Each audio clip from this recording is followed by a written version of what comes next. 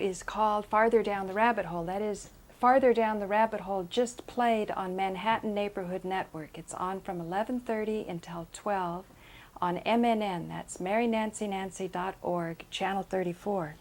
And then I flip over to rabbitholecentral.tv because what I'm trying to do is achieve the powerful connections of empathy that I was able to make with the Manhattan audience when I had a live call-in show that was weekly. I had 1 hour, so for the first half hour I could have provocative material, and the second half hour I could sort of see how this was sitting with people.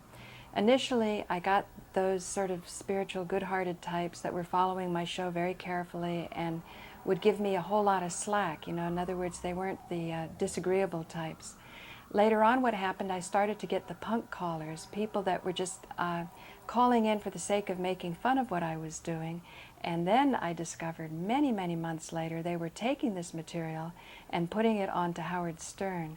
So in a certain way, even over and above the notoriety that I got from that happening, what I had was people calling in who really weren't that interested in what I was talking about, but had to pay enough attention in order to sort of set me up right so that the result would be funny.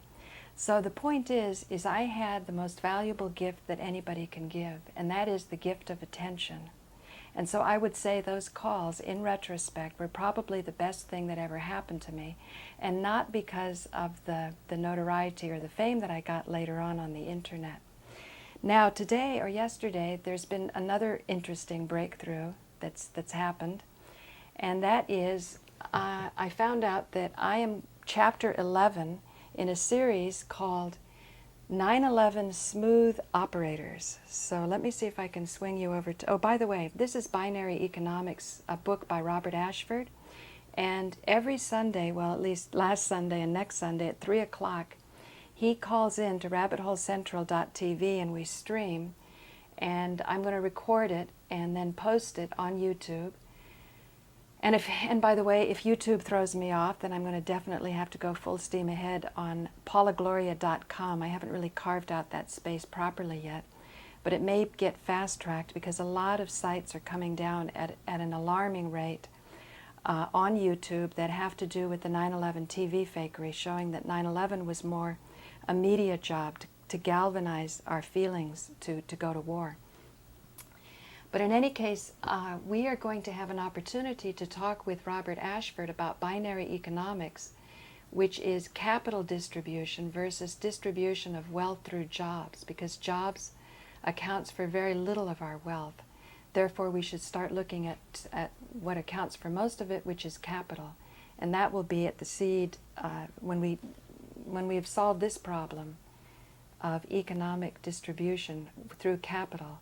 A lot of our other problems will go away.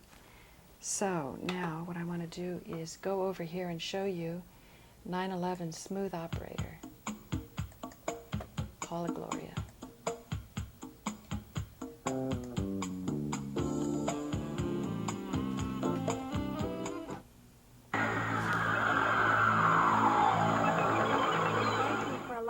To say that when I expressed myself, that I said I felt like a martyr when Webster Tarpley called in.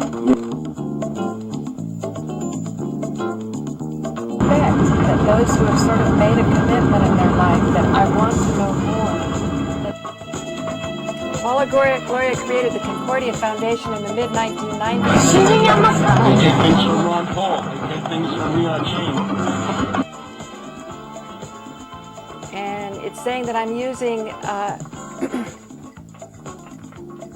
nonviolent communication to attack people.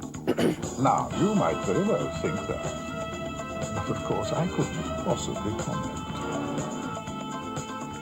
Share your concerns about Ms. Tsakana's properties being used as a front to attack activists. And this apparently comes from Denmark.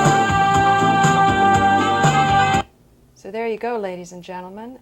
I am a 9/11 smooth operator. So what do I have to say about that? Well, I like to sort of get on things whenever there's something very alive, and clearly on this website there was something very alive. I think one of my big concerns is that they wanted to go tell people to gripe to Bruce Steinfeld, who is the owner of Bit by Bit, and he has been good enough to host my website for so long, so I was feeling a little bit, I can't pull it up right. I was feeling protective about that. Now, the reason I like to make my process transparent is that I want to put it out, the things I do right and the things that I do wrong. But when I put it out and I get feedback about the things I do wrong, and if I can take that into account, if it makes sense to me and I come across more effectively as a result, I also have the hope that whoever watches this and watches this whole process isn't just watching it as entertainment, but this is actually a type of place where you can acquire knowledge, a school in that respect. It's a school where we're learning as a result of all of us working together and transcending limited viewpoints to get to unlimited viewpoints or more effective viewpoints.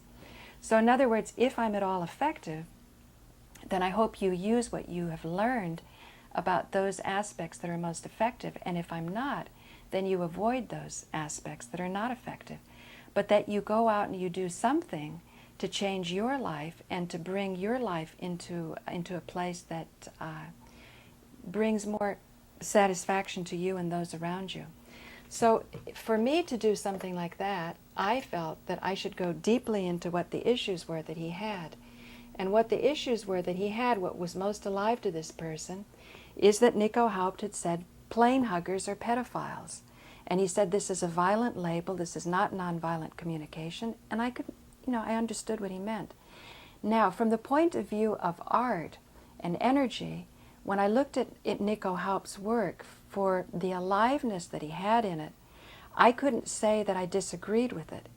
Now, I didn't search it down specifically whether all those people who are blocking certain aspects of the research on 9/11 truth are pedophiles or not. I didn't do it. But now that this person has called it to my attention, I do want to start doing it to see if an intuition that an artist had may have something to it. So I wrote a letter, and I'll read it to you right now.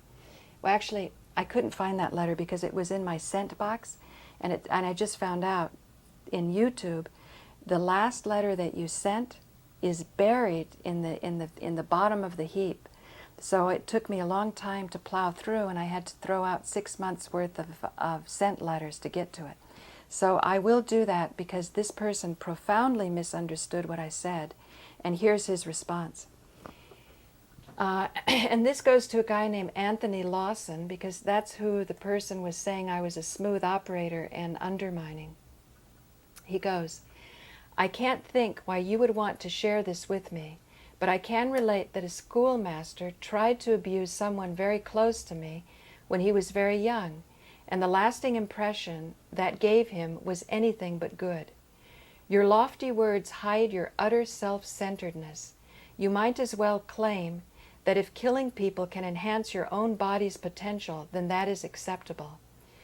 Underage children are unable to decide whether they should participate in such activities with older people, and their rights must take precedence over anything else, including the possibility that someone like you, using children to enhance their sexuality, can achieve an hour-long orgasm. Any reply will not be read. Oh dear, this went off. Hang on. Okay, so the stream seems to have crashed, so I don't know how much of that you heard, but for the sake of what I'm going to be, recording and posting to respond to what was sent to me, called to my attention that I'm Chapter 11 of 9/11 Smooth Operators, and being a New Age front to actually become a platform to attack activists. I want to say that I searched out what was most alive in that, and what was most alive were allegations of pedophilia. So I will say that the letter that I had sent was misunderstood profoundly. My position is that the innocence of a child is very, very precious, and that the energies that a child experiences should be gentle and not such overwhelming energies as the nature of the sexual experience is. and that if they can come into sexual maturity in a balanced way, and the body can grow in a harmonious and balanced way, then the differences between a man and a woman can enhance each other's potential. There's some things that men can do very well, and there's some things that women can do very well.